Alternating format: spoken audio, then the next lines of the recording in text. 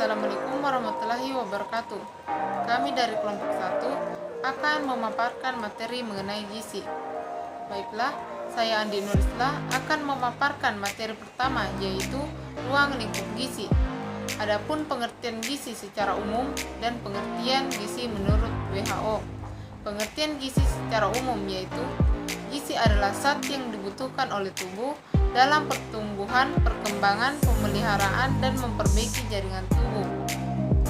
Dan ada pula pengertian gizi menurut WHO, yaitu gizi adalah mempelajari tentang proses yang terjadi pada organisme hidup untuk mengambil dan mengolah zat-zat padat dan cair dari makanan yang diperlukan untuk memelihara kehidupan pertumbuhan, berfungsinya organ tubuh, dan menghasilkan energi.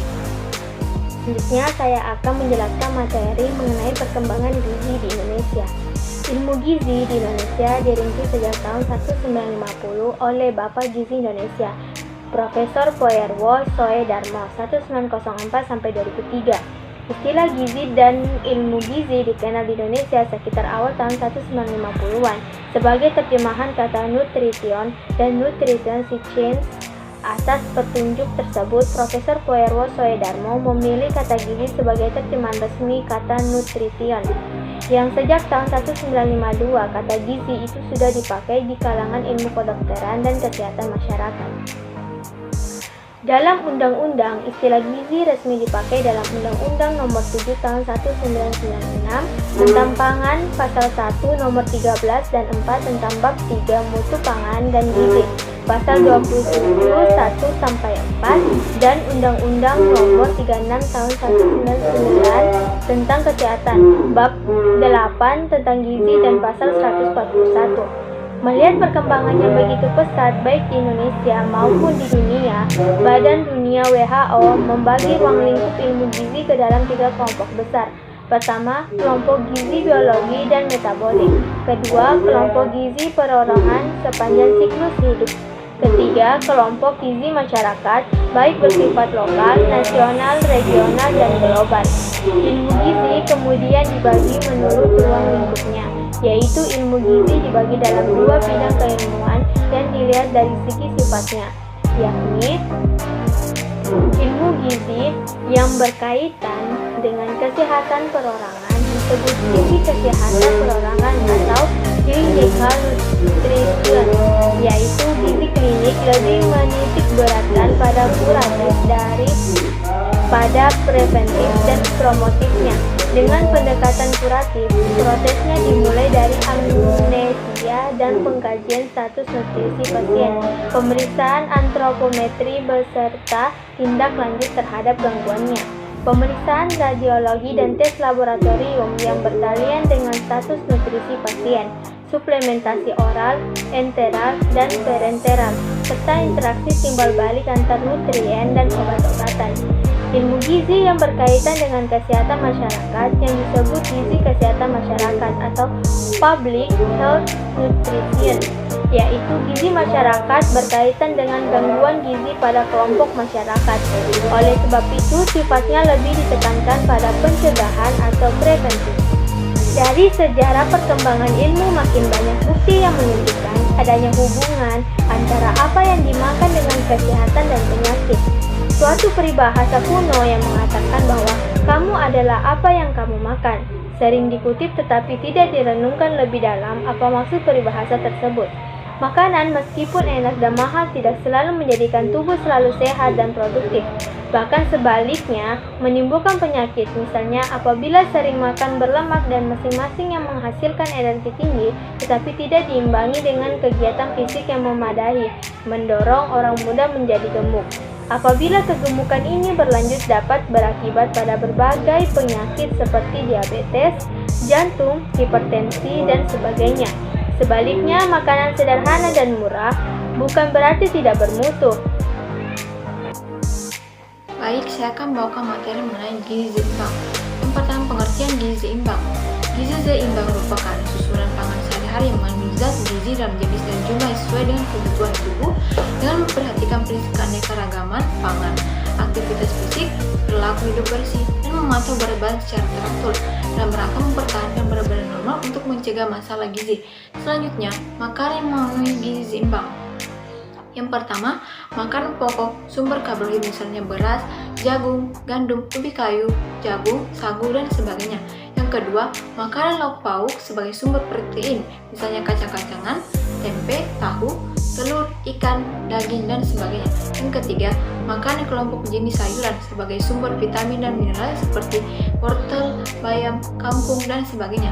Yang terakhir, makanan kelompok buah-buahan sebagai sumber vitamin dan mineral misalnya pisang, apel, pepaya, jeruk, dan sebagainya. Adapun unsur nutrisi yang terdapat pada makanan adalah pertama, karbohidrat. Karbohidrat merupakan zat gizi yang dapat digunakan sebagai energi bagi tubuh manusia. Tanpa karbohidrat, manusia tidak akan memiliki energi untuk melakukan aktivitas sehari-hari. Dalam hal ini, karbohidrat berperan aktif dalam kehidupan manusia. Kedua, protein. Fungsi protein antara untuk menghasilkan enzim dan hormon, memperbaiki sel, meningkatkan kekebalan tubuh, dan lain sebagainya. Ketiga, serat. Serat berfungsi untuk membantu proses pencernaan. Keempat, mineral. Mineral adalah zat-zat yang ada di tanah dan diserap oleh makanan yang kita konsumsi. Dan yang terakhir adalah air.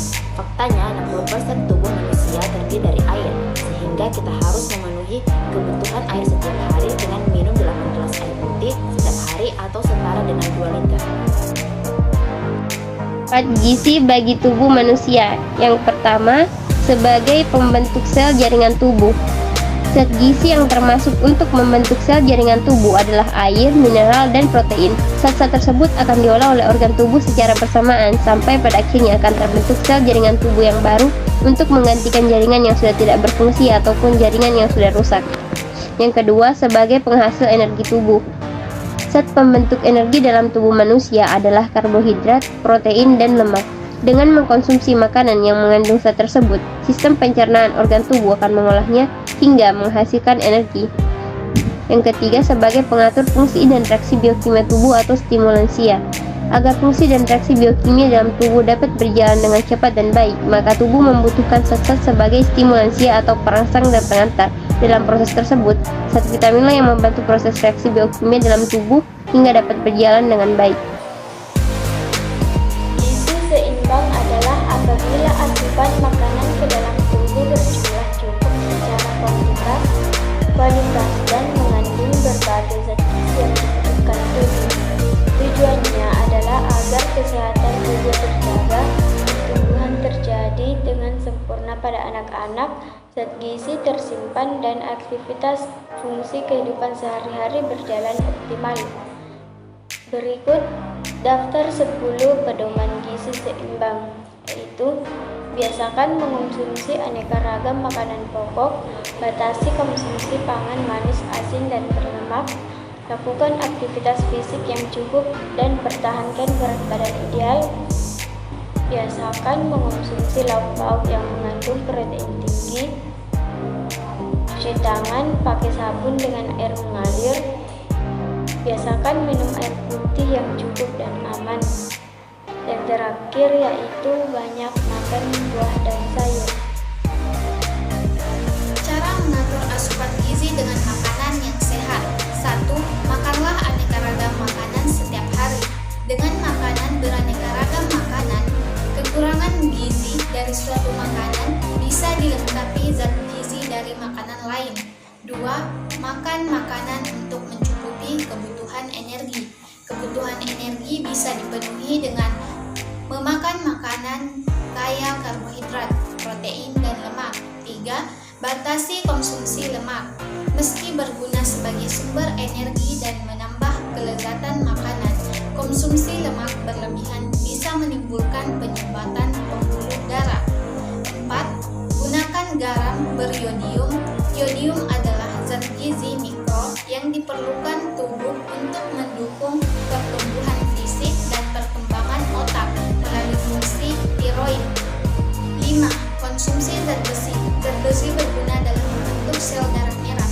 Zat besi bisa didapatkan dari hati, kuning telur,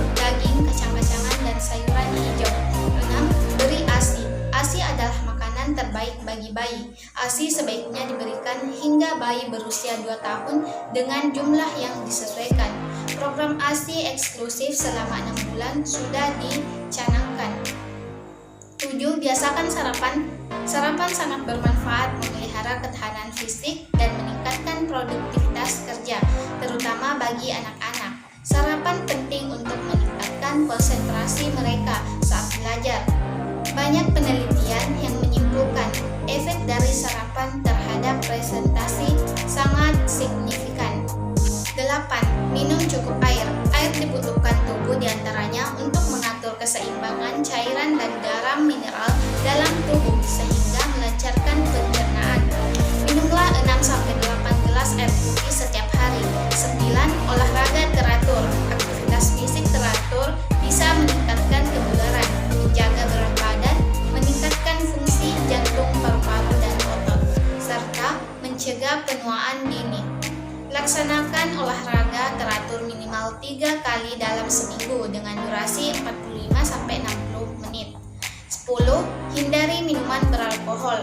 Minuman alkohol dapat menghambat proses penyerapan gizi dan menyebabkan kerusakan hati dan saraf otak. Baiklah, saya akan memaparkan materi terakhir, yaitu permasalahan gizi di Indonesia dan bagaimana solusi untuk mengatasi permasalahan tersebut. Adapun permasalahan gizi di Indonesia yang pertama yaitu obesitas. Anak-anak di Indonesia biasanya kurang mendapat asupan serat sayur dan buah, sering mengonsumsi makanan berpenyedap dan kurang melakukan aktivitas fisik. Obesitas juga merupakan malnutrisi. Berbagai kebiasaan tersebut dapat membuat pola makan anak tidak sesuai dengan gizi seimbang, sehingga meningkatkan resiko kegemukan. Bahkan menurut Riskesdas 2013, sekitar 8 dari 100 anak di Indonesia mengalami obesitas. Ada beberapa cara untuk mengatasi obesitas. Yang pertama, konsumsi sayur dan buah minimal 5 porsi setiap harinya. Yang kedua, membatasi tidur yang berlebihan. Yang ketiga, meningkatkan aktivitas fisik minimal 30 menit setiap hari. Yang keempat, membatasi aktivitas seperti menonton televisi, bermain komputer, dan bermain game. Dan yang kelima, membatasi konsumsi gula, garam, dan lemak berlebih. Permasalahan yang kedua yaitu wasting atau kurus. Kurusnya tubuh anak umumnya disebabkan oleh kurangnya asupan zat gizi. Dilansir dari Kementerian Kesehatan pada tahun 2018, prevalensi wasting atau anak balita kurus di Indonesia yaitu sebesar 10,19%. Cara mengatasi wasting tingkat biasa atau moderate malnutrition. Yang pertama, berikan berbagai makanan dengan kandungan energi yang tinggi guna mendukung kenaikan berat badan. Yang kedua, berikan nutrisi lainnya seperti protein, vitamin, serta mineral guna mempercepat pembentukan jaringan baru. Yang ketiga, energi dari protein sekitar 12 hingga 15%. Permasalahan gizi yang ketiga yaitu stunting atau bertubuh pendek. Kebanyakan anak di Indonesia memiliki tinggi badan yang pendek. Rata-rata tinggi anak Indonesia lebih pendek daripada standar WHO. Mayoritas anak laki-laki lebih pendek 12,5 cm. Sementara itu, rata-rata anak perempuan lebih pendek 9,8 cm. Tubuh pendek atau stunting pada masa kanak-kanak dapat diakibatkan oleh kekurangan gizi kronis atau kegagalan pertumbuhan, penyakit, hingga gangguan sistem metabolisme. Cara mencegah stunting pada anak-anak yaitu yang pertama, penuhi nutrisi selama kehamilan. Yang kedua, penuhi nutrisi si kecil dengan optimal. Yang ketiga, mempraktikkan kebersihan yang benar. Yang keempat, mengatasi anak yang susah makan. Dan yang terakhir, konsultasi dengan tim pelayanan kesehatan. Permasalahan gizi yang keempat yaitu anemia. Anemia pada anak sebagian besar diakibatkan oleh kekurangan zat besi. Banyak anak Indonesia yang mengalami anemia atau kekurangan darah. Anemia dapat berdampak buruk terhadap penurunan imunitas, konsentrasi, prestasi belajar, dan produktivitas. Akan tetapi, permasalahan gizi di Indonesia ini dapat dicegah dengan mengonsumsi makanan tinggi zat besi, asam folat, vitamin A, vitamin C, dan zinc. Permasalahan gizi yang terakhir yaitu gangguan akibat kekurangan yodium atau disingkat dengan GAKI. Kekurangan yodium dapat menyebabkan kerusakan otak pada anak-anak. Hal tersebut mengakibatkan gangguan perkembangan kognitif dan motorik yang mempengaruhi kinerja anak di sekolah.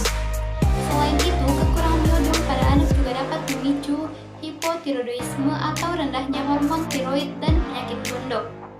Penanganan yang efektif dan efisien terhadap masalah gaki adalah melalui peningkatan konsumsi garam bariodium keluarga sesuai Standar Nasional Indonesia atau SNI 30-80 ppm dan pengendalian peredaran garam bariodium. Asupan yodium tidak hanya bisa didapatkan dari garam bariodium. Beberapa makanan berikut bisa diandalkan sebagai sumber yodium. Yang pertama, ikan laut, kerang, rumput laut, susu sapi dan produk olahannya, telur, susu kedelai, kecap, dan